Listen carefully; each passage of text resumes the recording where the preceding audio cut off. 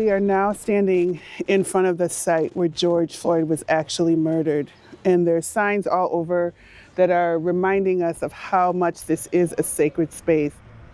A Black man was murdered by a police officer right here in this space. First of all, many people would ask, would you even bring a child to this space to talk about that? And if so, what would you say?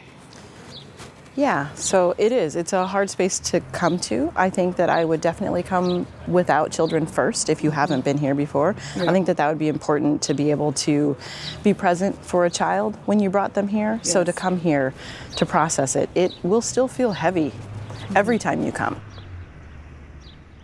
Talk to children before you come here about what to expect, and they're going to ask a lot of questions about, the stuffed animals. Yeah. They may want to, sometimes you can say before you come, like sometimes people bring something special that they would like to leave there.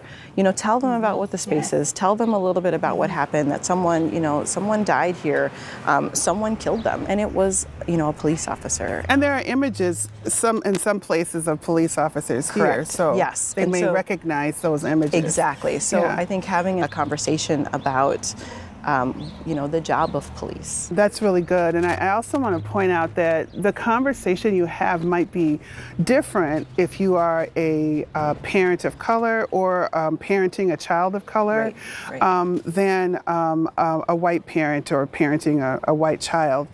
Because I imagine that part of the conversation of a child of color might be, will this happen to me? And I have heard anecdotally of young children after George Floyd's murder. They wonder, will this happen to me? Or will this happen to my father? Will this happen to my brother or cousin or someone in my family? Mm-hmm. And that is a really hard question to answer, but it's also a really important question to answer because it speaks to a child's safety, and that's a core need for children, is to feel safe.